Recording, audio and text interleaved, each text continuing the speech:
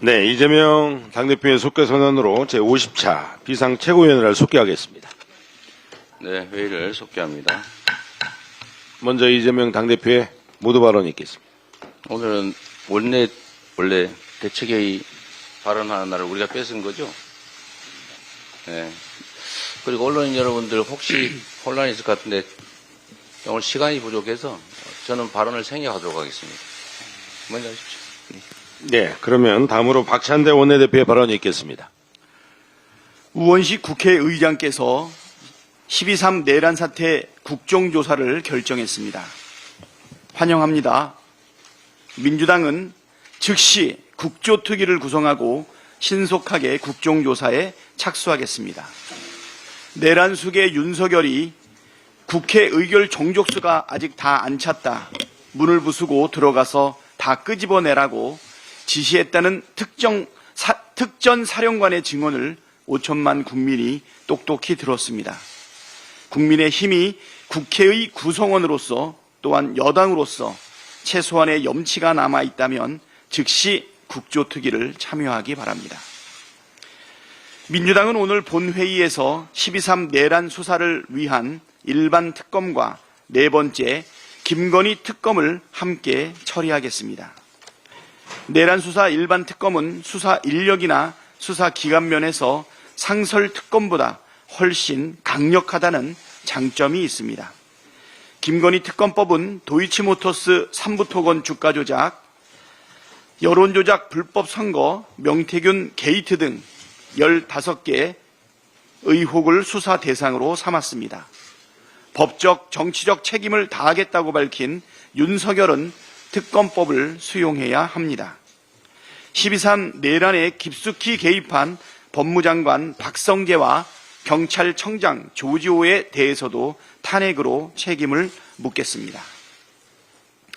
내란 수계 윤석열은 국민의힘 1호 당원입니다.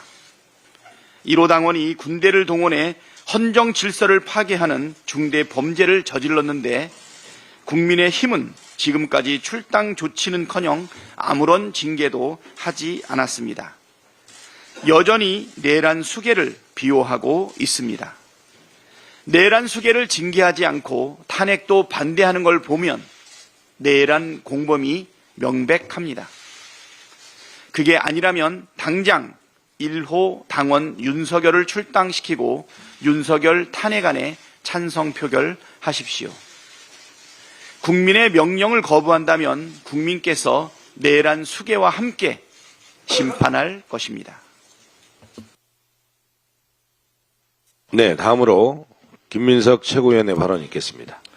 1987년 6월 민주항쟁 이후 대한민국 대법원 판례는 고도의 정치 행위로서 통치 행위라는 개념을 인정하더라도 그러한 통치 행위가 국민의 기본권을 침해하거나 법치주의를 위반한 것이라면 사법심사의 대상이 된다는 일관된 입장을 취해 왔습니다.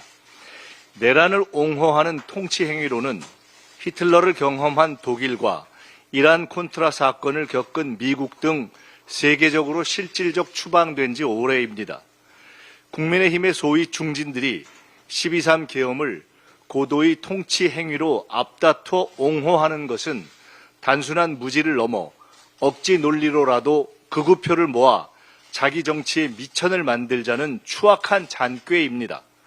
통치 행위론도 어불형설이지만 통치 행위냐 아니냐, 내란이냐 아니냐를 떠나 계엄 발동 자체의 위헌 위법성이 이견의 여지 없이 명백하여 탄핵 후 헌재에서 다른 결론이 나오리라 생각하는 국민은 없을 것입니다. 국민의힘에 요청합니다.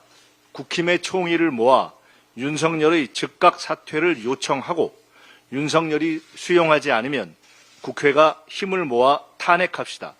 간판을 파쇼 내란당으로 바꾸려는 게 아니라면 다시 자유투표를 막지는 않으리라 믿습니다. 네, 다음으로 한진호 최고위원의 발언이 있겠습니다.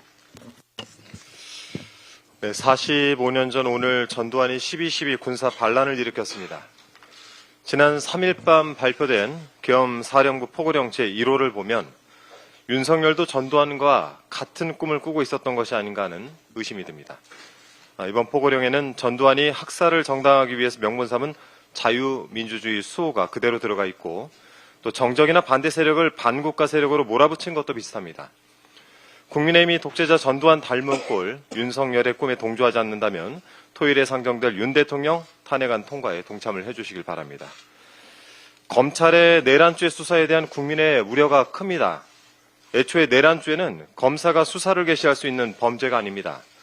게다가 검사가 대통령이 아닌 김영현 전 장관을 중심으로 계엄이 이루어졌다는 취지의 질문을 했다는 사실이 알려지면서 꼬리 자르기 시도가 아니냐 이런 비판이 일고 있습니다. 지금까지 윤석열 정권의 정치 검찰이 해온 사실 왜곡, 증거 누락 등 이런 행태로 볼 때 검찰 스스로 증거 인멸을 할 가능성도 배제할 수가 없는 상황입니다. 심지어 검찰이 일부러 무리하게 수사를 개시해서 추후 재판에서 검찰이 수집한 증거나 진술이 증거로 쓰이지 못하게 되거나 또 공소제기 절차를 그 자체를 위법하게 만들려는 것은 아닌가 하는 의심마저 드는 상황입니다. 이런 상황에서 어떻게 검찰의 공정한 수사를 기대할 수 있겠습니까? 12.3 내란 사태는 범죄의 정점이 현직 대통령이란 점에서 그리고 그 대통령이 과거 정치 검찰의 수괴였다는 점에서 그 어떤 사건보다 엄정한 수사가 필요합니다. 검찰의 위헌적, 위법적 시행령에 기댄 수사 개시로 인해서 자칫 내란 혐의자들이 향후 재판에서 공소기각 판결을 받는다면 국민의 형사 사법에 대한 믿음과 신뢰는 완전히 무너지게 될 것입니다. 따라서 특검 가동 전까지 경찰청 국가수사본부와 공수처가 중심이 돼서 수사를 진행하고 검찰은 배제되어야 합니다. 어제 검찰에 빠진 경찰, 공수처, 국방부에 공조수사본부가 출범을 했습니다. 그런데 검찰은 공수처의 사건 이첩 요구를 사실상 거부한 상황입니다. 이는 명백한 공수처법 제24조 1항의 위반입니다. 검찰은 지난 10일 김용현 전 장관에 대한 구속영장이 발부되었으므로 수사에 문제가 없다고 주장을 하고 있지만 법원의 구속영장 발부와 본안 재판에서의 공소기각 가능성은 별개 문제이기 때문에 검찰 수사의 위법성 논란이 해소되었다고 볼 수가 없습니다. 검찰의 마지막으로 경고를 합니다. 검찰은 12.3 내란 사태에 대한 독자적인 수사를 즉각 중단하고 지금까지 확보한 증거와 조서를 공조수사본부에 이첩을 하길 바랍니다. 그리고 일부 여권에서는 윤석열이 내란죄 등 혐의로 기소가 되면 헌법재판소법 제51조에 따라서 심판이 정지될 것을 기대하고 있는 것 같습니다. 허황된 꿈은 일찍 버리시기 바랍니다. 이 헌법재판소의 심판 절차 정지는 재판부의 재량일 뿐입니다. 법기술자의 꼼수로 내란죄를 무마시킬 수 없습니다. 탄핵 열차는 멈추지 않을 것입니다. 그게 국민의 명예입니다. 이상입니다. 네, 다음으로 이현주 최고위원의 발언이 있겠습니다.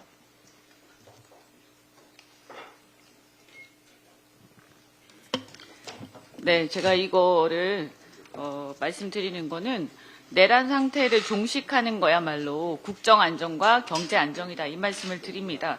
지금 현재 내란 수괴가 그 자리에 그대로 앉아 있기 때문에 그래서 외교적으로나 경제적으로 누가 지금 내란 수괴가 앉아 있으니까 누가 대통령인지, 누가 국가 원수인지, 누가 군 통수권자인지 이런 게 헷갈리니까 계속 불확실성 때문에 국정이 흔들리고 경제가 흔들리는 것입니다. 그런데 정부 여당에서는 국정 안정, 경제 안정을 얘기하면서 내란 수괴를 이 직무정지시키고 탄핵하는 것을 계속 방해하고 있습니다. 그래서 이것을 만들었습니다. 네, 어제 국수본 대통령실 압수수색을 시도를 했으나 경호처 저지로 6시간 넘게 대치하다가 결국 영장 집행이 무산됐습니다. 영장에는 피의자 윤석열 이렇게 적시가 되어 있는데도 불구하고 진입조차 거부가 되었습니다.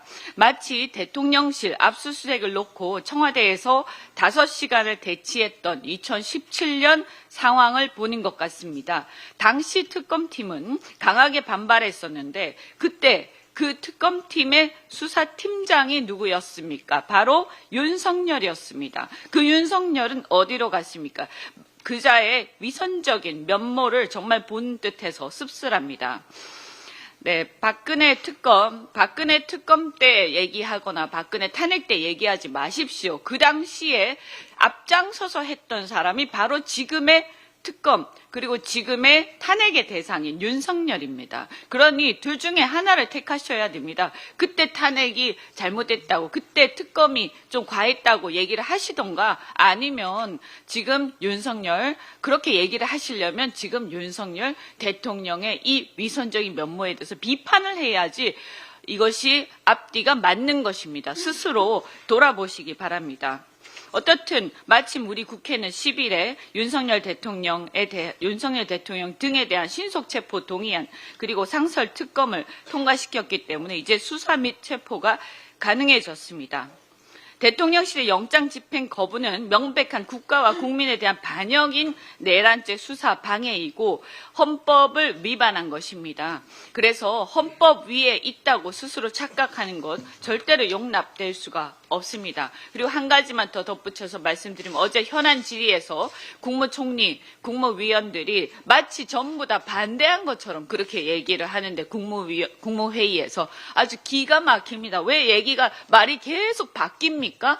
처음에는 2명인가 반대했다라고 얘기하더니 이제는 전부 다 반대했습니까? 어떻게 된 것입니까? 거기다가 처음에 거기 나온 스스로 한 얘기들 중에 보면 행안부 장관은 반대 표현은 2명 정도였다. 그리고 노동부 장관은 대통령이 계엄을 선포할 정도의 어려움에 처했다 하고 두둔하지 않았습니까? 그러면 두둔한 노동부 장관은 그 당시에 국무회의에서는 반대했단 말입니까? 이게 무슨 말입니까?